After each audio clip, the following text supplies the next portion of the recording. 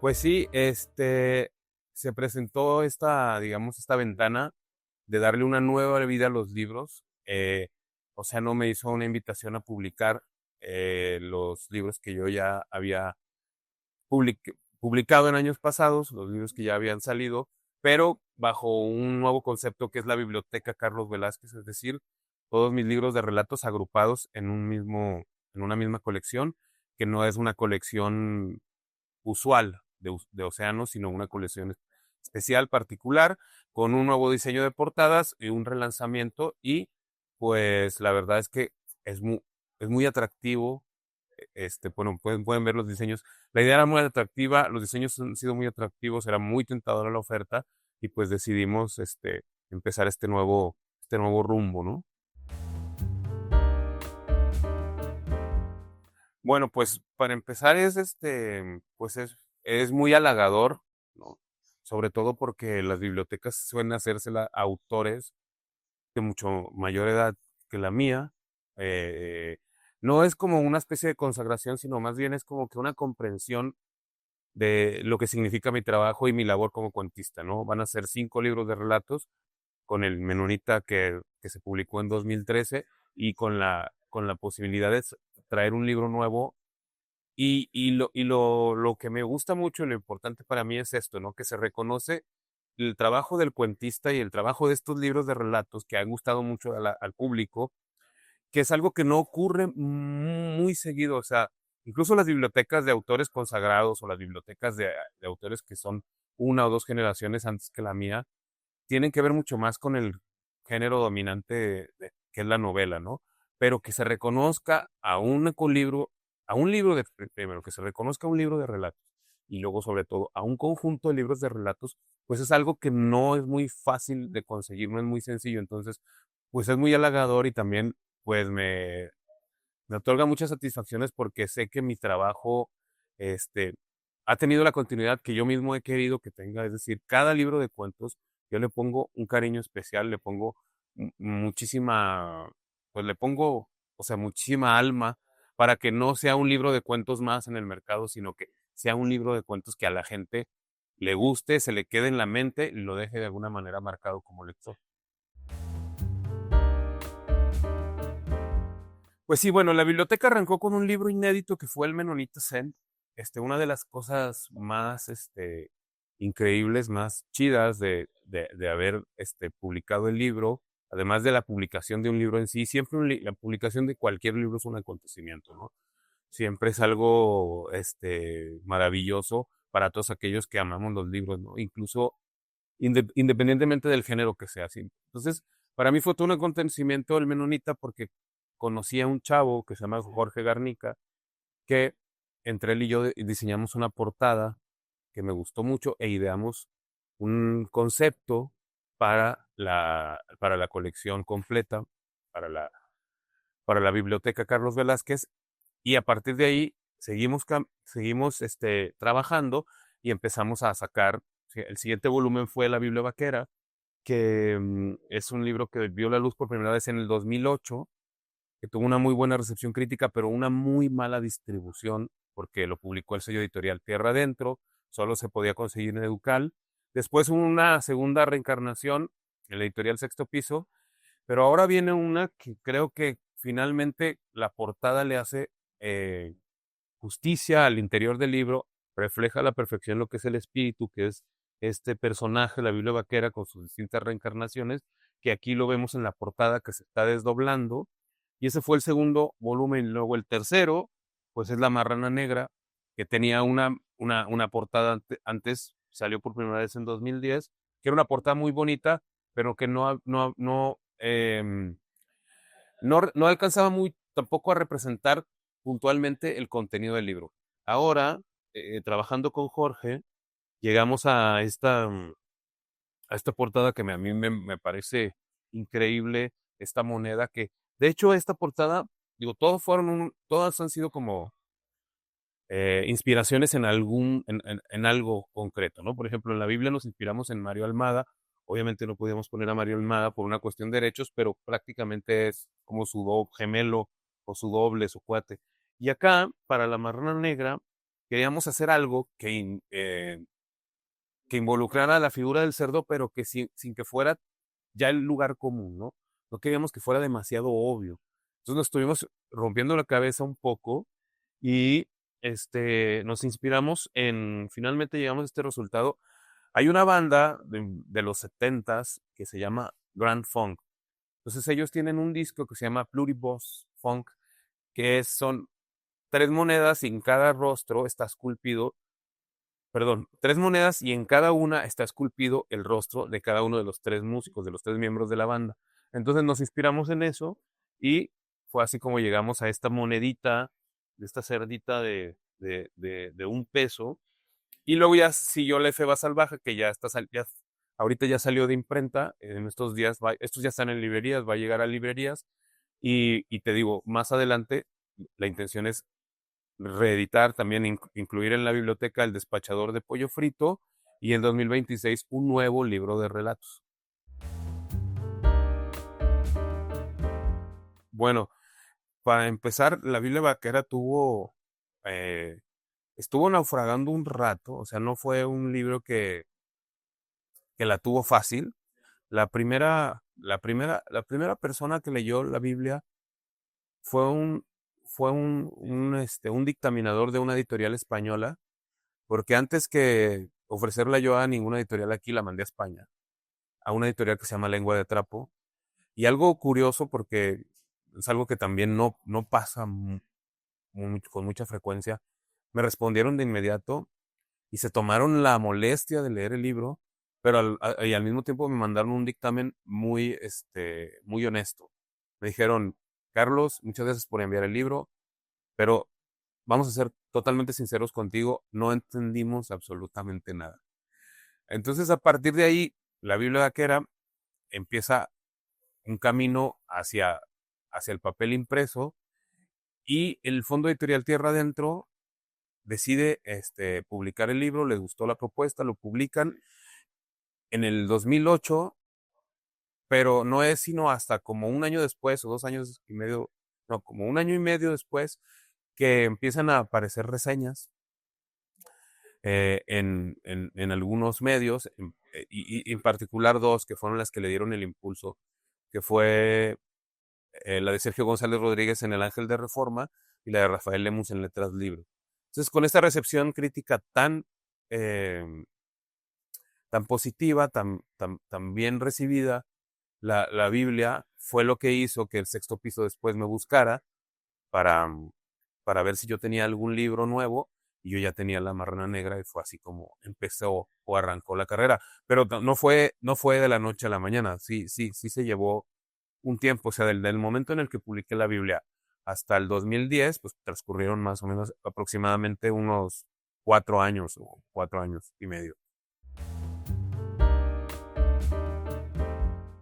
Sí, bueno, yo mandé la Biblia más o menos, estoy calculando que por el 2007 o incluso a finales de 2006. Lo que pasa es que fue un libro que escribí yo con una beca del FONCA.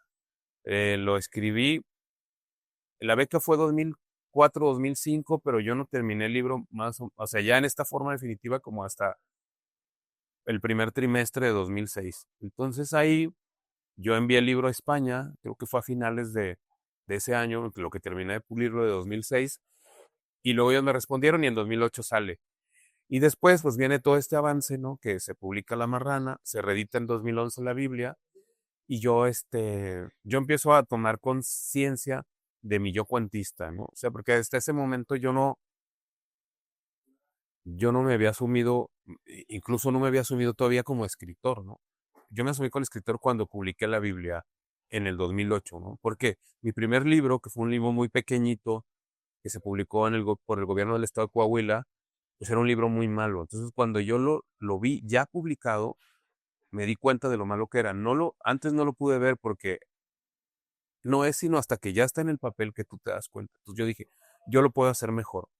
Me preparé, le eché mucho coco, me esforcé al máximo, estuve haciendo, tomando referencias y estudiando modelos narrativos y tal para escribir la Biblia. Y ahí yo me di cuenta de que el cuento era mi género, era el terreno donde yo tenía que desempeñarme y fue así como hice La Marrana y luego después vinieron la Efeba, el Despachador y finalmente el Menonita.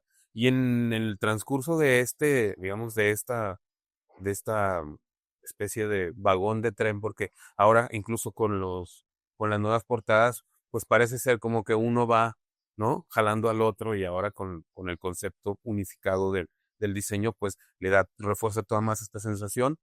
He publicado 4 libros de crónicas también. Empecé a escribir crónicas como una especie de liberación, porque el relato pues me exige mucho, es una prosa más pensada, más meditada, hay que poner atención en la estructura, hay que ir ideando estas historias, que además son historias también que me llevan, me- a las que tengo que invertirle mucho porque son de una locura fuera de la norma. Entonces es que empecé a escribir crónicas para divertirme, para soltarme y para relajarme. Y, me empezaron a ser tan bien recibidas mis crónicas, les empezó a gustar mucho a la gente. Incluso hay muchos lectores que dicen que les gusta más mi faceta de cronista, pero yo digo que me va mejor en el cuento. Que hicimos estos 4 libros de crónicas, uno, el principal, más bien el primero, que yo creo que sigue siendo uno de los principales, sobre la vida en el norte durante la guerra contra el narcotráfico. Y ahí también empecé a desarrollar esa otra faceta que ahora ya me llevó a tener 4 libros, 2 de crónicas de música, el Karma de Vivir al Norte, el Pericazo Sarmiento, y tengo ya listo otro de crónicas nuevo, de crónicas sobre música también, listo para editarse. Sí, bueno, lo que más me llama la atención cuando mucha gente me pregunta, eh, mucha gente me pregunta que a qué hora escribo, ¿no? Y, y, y que de dónde saco tantas ideas tan estrafalarias. La verdad es que son más bien los personajes los que a mí me llaman, ¿no? O sea, los personajes en primer lugar son los que a mí me llaman. Eh, yo creo que no solo el cuentista, no, sino en general el escritor debe tener una gran habilidad de observación, ¿no? La gran habilidad de observación es primordial, pero también de igual, de igual importancia es esta capacidad de fabular, o sea, de inventar, ¿no? De utilizar la imaginación. Una de las cosas que a mí me parecen más lamentables de gran parte de la literatura mexicana que se escribe en el presente es que los autores parecen estar peleados con la imaginación. Entonces, todo lo que se escribe tiene que ver casi siempre con el yo, ¿no? Entonces, yo me pregunto, ¿qué pasa con lo que ocurre afuera, ¿no? Con lo que está en la calle. O sea, ahí hay muchísimos personajes que están reclamando porque se cuente su historia y muchas de esas historias vale la pena ser contadas. Yo parto de ahí y uno de los grandes consejos que me dio alguien cuando empecé a tener, cuando empecé a escribir, cuando empecé a idear la Biblia vaquera, eh, uno de los grandes consejos que me dio fue suéltate, o sea, déjate ir.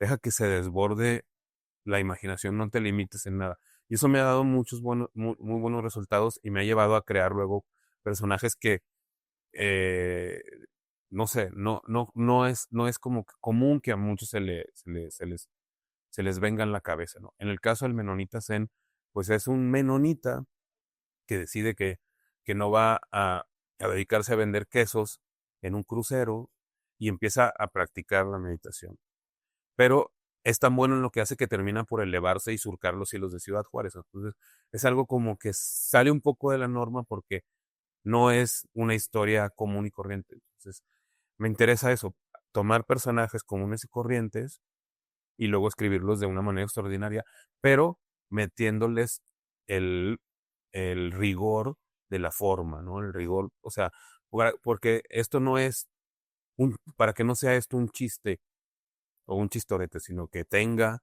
este, un, una estructura y sobre todo una transformación de un personaje, lo que hace que sea posible llevar a esa vida imaginaria al siguiente nivel, ¿no? Y eso es lo que hace que los cuentos, le hayan gustado mucho a la gente, ¿no? Por ejemplo, en La Marrana está el de este niño Down, que es tecladista de una banda de rock. Entonces a la gente le gusta mucho porque no se queda simple y sencillamente en la mera anécdota, sino que los personajes están en constante lucha por trascenderse a sí mismos, que es un poco lo que hacemos nosotros también en el día a día, ¿no? Siempre estamos tratando de salir de una bronca, siempre estamos tratando de solucionar un problema, es dejar atrás algo que nos está impidiendo avanzar. Claro que ellos es como si, o sea, ellos son como si fueran, algunos de ellos son como si fueran una versión como un poco exagerada de nuestra realidad, pero siempre se corresponden con nuestros propios sentimientos. Sí, bueno, hay una cosa, el relato tiene un poco esta habilidad de que nos exige menos tiempo de atención que los textos de largo aliento, ¿no? Entonces, a mucha gente que se ha acercado a mí le gustan mucho mis relatos porque dice, es que puedo leer uno, dejar hacer una pausa y luego continuar con mis cosas. Entonces, de alguna manera eso representa una cierta ventaja, pero sobre todo creo yo que vivimos tiempos muy graves donde la solemnidad se ha vuelto a apoderar de la literatura, ¿no? Entonces, creo que a mucha gente le llaman mis relatos porque se divierte, se la pasa bien y es un relato de calidad. Y no es un relato tremendista y no es un relato solemne, ni es el relato, ni es la historia que está, digamos, como todo el tiempo señalando lo malo de nuestra vida cotidiana y de todo lo que nos rodea, sino que sí está lo malo ahí, pero la manera de trascenderlo y el humor que está aderezándolo todo, ¿no? Entonces yo creo que más que nunca es importante que la comedia no muera y que lo políticamente correcto no la mate. Entonces, por eso yo sigo haciendo mis cuentos sobre gordos, cuentos sobre travestis, o sea, todos estos temas que ya muchos autores no se atreven a tocar por miedo a ofender a los demás por miedo a que te dejen de leer cierta franja generacional o cierto grupo social. Em, yo pienso que ah, los comediantes tenemos que resistir y eso hay mucha gente que sí, sí te lo agradece.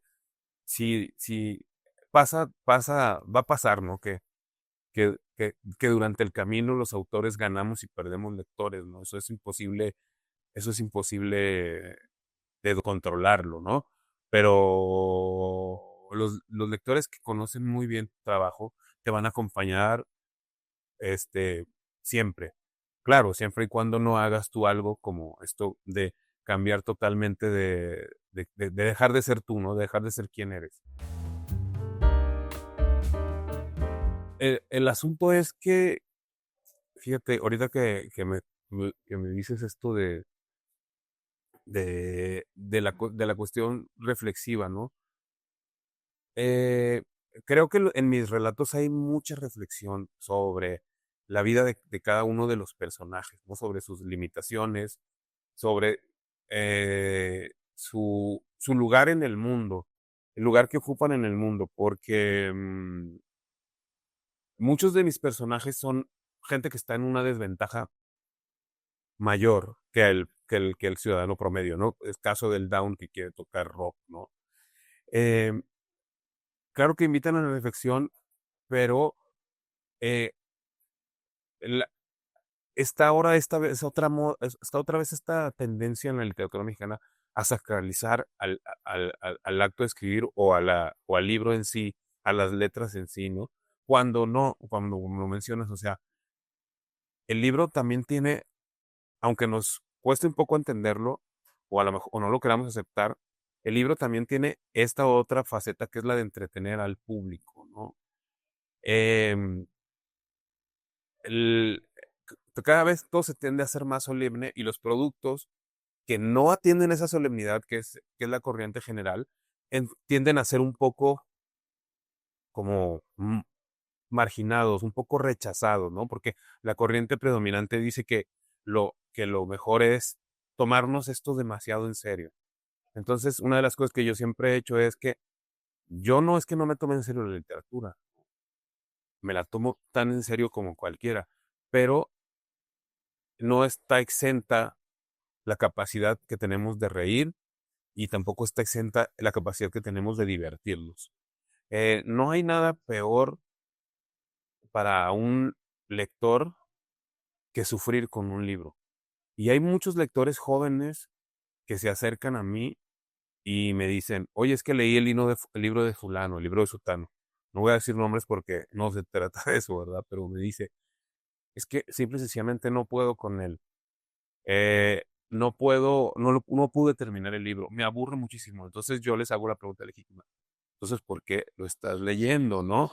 Pero, ¿por qué lo estás leyendo? Porque está la corriente dominante, está la corriente general. Entonces, mucha gente no se quiere quedar fuera, ¿no? Entonces, al no quererse quedar fuera, empiezan a consumir lo que todo el mundo consume y de alguna manera se les olvida que la literatura también se trata de diversidad, ¿no? O sea, no solamente tenemos que leer lo que nos están, con lo que nos están bombardeando las editoriales, sino cada uno como lector ir buscando su propio camino, ¿no? O sea, no solamente leer a alguien distinto, sino también leer muchísimas otras cosas, ¿no? Libros de música, eh, biografías, cuentos, novelas, de que no tengan que ver con un grupo social determinado o con un grupo ideológico determinado.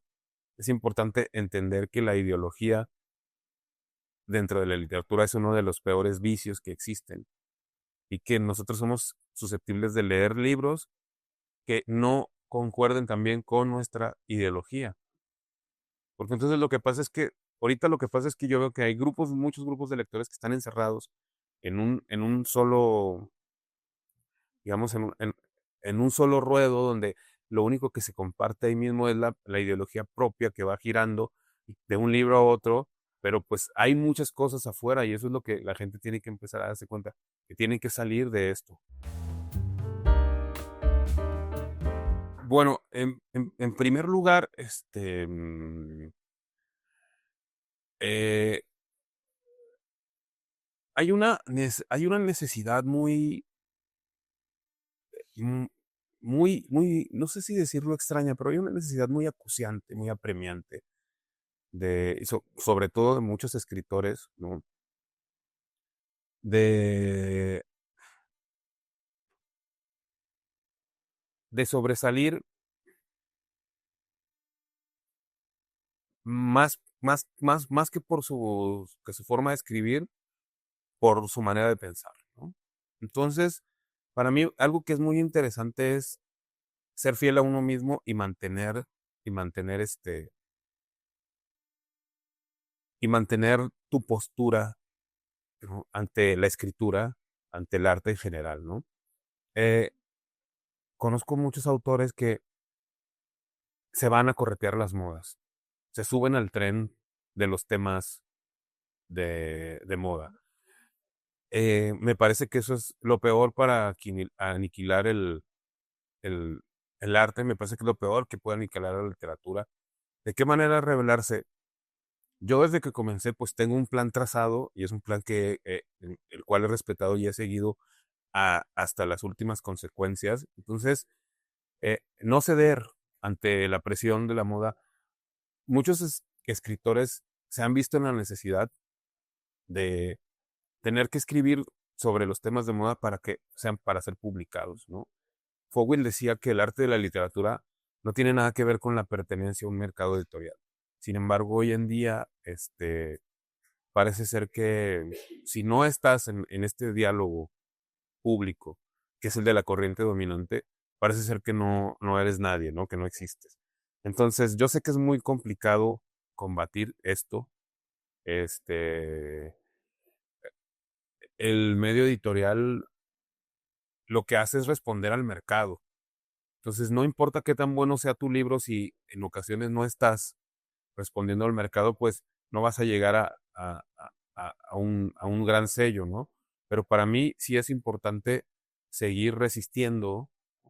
Incluso lo veo un poco en mi faceta de cuentista. Cuando yo empecé a escribir cuentos, El cuento venía saliendo apenas de este hoyo oscuro en el que siempre había estado, en el que al que siempre termina por regresar, de que no es muy pelado por las grandes editoriales, pero las editoriales independientes, que entonces también empezaban a surgir en los 2000, empezaron a darle una nueva vida y algunos grandes sellos hicieron posible que el cuento volviera a tener otra vez una vida en librerías. Por ejemplo, yo llegué a Océano con esta colección de cuentos en el 2003, en una negociación que hice en el 2023, perdón, negociación que hice en el 2022, pero hoy en 2025 quizás no lo hubiera conseguido. ¿Por qué? Porque otra vez las grandes editoriales, los grandes sellos, volvieron a decidir que el cuento era el patito feo y entonces lo vuelven a hacer a un lado, no publican tantos libros de cuentos, no promueven los libros de cuentos como tal, y me refiero a todo en general, ¿eh? Entonces, ¿qué es lo que pasa? Que mucha gente no va a cultivar el cuento porque entonces va a pensar que eso, que no tiene una oportunidad de publicar. Entonces, lo importante es escribir lo que uno tiene que escribir más allá de la corriente dominante ideológica y en este caso la editorial, ¿no? Que si no estás, o sea, si no estás escribiendo tu novela, entonces no parece ser que no tienes cabida en el medio, ¿no? Bueno, mira, el primer libro que les voy a recomendar se llama Muerte a todos los pinches artistas del sur de Texas, que es un libro de relatos de un chavo que se llama Fernando A. Flores, que él es hijo de mexicanos y ellos provienen de Laredo, de la frontera con Tamaulipas, pero que muy joven, o bueno, muy niño, se lo llevaron a Texas, pero pues está en contacto con sus raíces y con la cultura mexicana. Y este es el único libro, él tiene varios libros, tiene algunas novelas, pero este es el único libro que ha sido traducido al español y que se puede encontrar aquí en nuestro país. Lo editó la Universidad Autónoma de Nuevo León en su colección de cuentos. Es un libro de relatos, creo que son como 10 o 12 relatos que tienen un, eh, un hilo conductor. Todos son sobre bandas de rock que no existen, que él inventa y las ubica en ciudades del sur de Texas y muchas de ellas pegadas a la frontera. Y son cuentos donde la imaginación juega un papel muy importante, donde hay una especie de,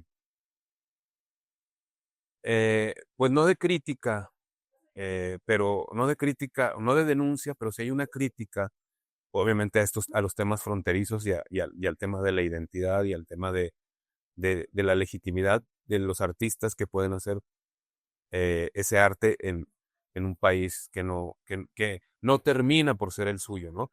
Está muy bien escrito, la traducción es muy buena, se lo recomiendo mucho. No se encuentra en librerías de confianza, hay que buscarle un poquito, pero vale mucho la pena. En ferias del libro, en el stand de la Universidad Autónoma de Nuevo León, ahí lo pueden encontrar. Bueno, otro libro que voy a recomendar, que este es un libro sensacional, fuera de serie, tanto si te gusta el rock como si no, tendrías que leerlos porque es como un libro de aventuras, es como Huckleberry Finn, pero bajo los efectos del LSD, y es la biografía de Joel Young, que es el panderista de la banda Brian Johnston Massacre.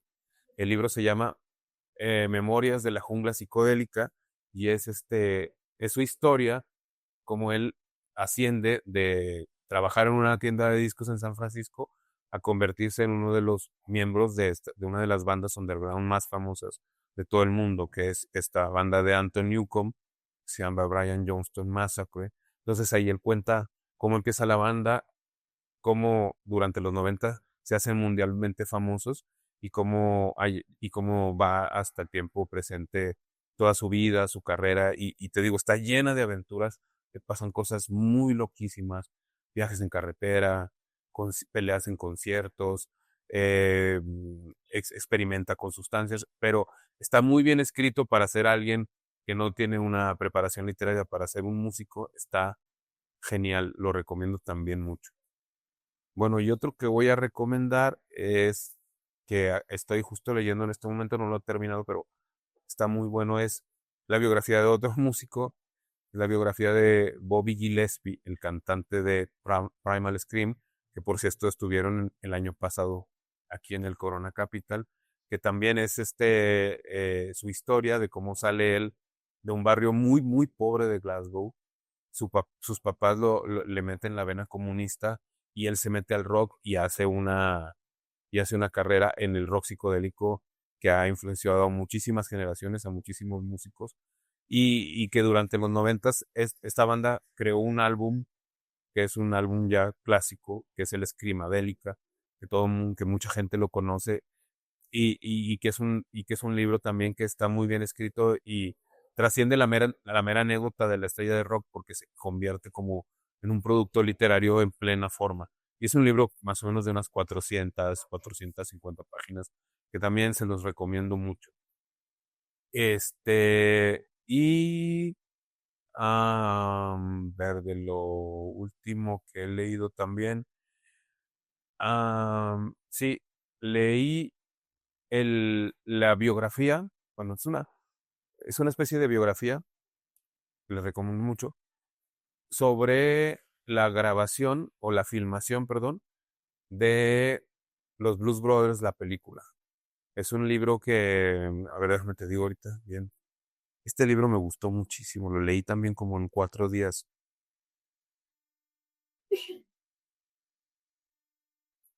¿Pudiste recordar la película? Es que no, es una locura.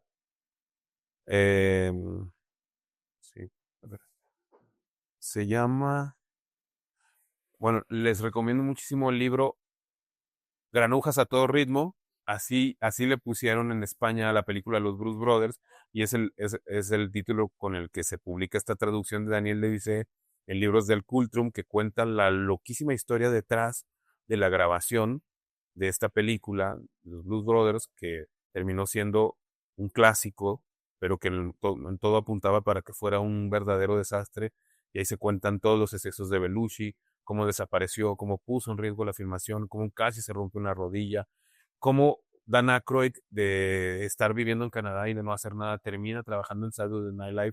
Este es un libro muy divertido para todos aquellos que son fans, les va a encantar, tienen que acercarse, es urgente, ¿no? Digo, para todos aquellos que como yo cuando éramos niños prendimos la tele y estaban los Blues Brothers en Canal 5 y desde ahí nos enamoramos de estos dos personajes. Va a ser muy refrescante más bien, enterarse de que detrás de todo eso había una verdadera locura para grabar esta película. ¿Y cuántos más? ¿Uno más? Mm, ya Y te llevas cuatro. cuatro. Más hacer. A ver, Déjame. sí. Ah, bueno, no puedo dejar de recomendar este. Eh, quiero recomendar mucho Señalado por la Muerte, que es el último libro que se ha publicado aquí en México de Irving Welsh, que es el libro que cierra la trilogía de Transpoiting, que yo lo leí con un poco de escepticismo porque no me imaginé que después de las dos primeras partes, o sea, todavía hubiera mucho que decir sobre estos cuatro personajes, ¿no? Sin embargo, me llevé una sorpresa gigante al darme cuenta de que Irving Welsh está muy lejos de estar acabado, está muy lejos de haberlo dado todo. Es un escritor, creo que mucho mejor escritor que cuando escribió el primer Transpoiting. Y entonces es este libro donde los personajes terminan por cerrar su historia, los cuatro, y está ubicado, pues, obviamente, entre Glasgow y Londres. mm, Y, y hace mucho hincapié en los tiempos modernos y en cómo estos personajes se han tenido que adaptar, pero la lectura es súper rápida, súper vertiginosa, no puedes soltar el libro, es adictivo, les pasa de todo, van a partidos de fútbol como siempre, pero hay una sabiduría ahí que es la de, yo creo que Bill Wells ha adquirido a través de esos años, o sea, la experiencia y su edad, que ya no es tampoco un jovenzuelo, que me entraron muchísimas ganas de volver a releerlo todo. Entonces, la verdad es que para mí sigue siendo uno de los grandes, grandes escritores vivos del planeta.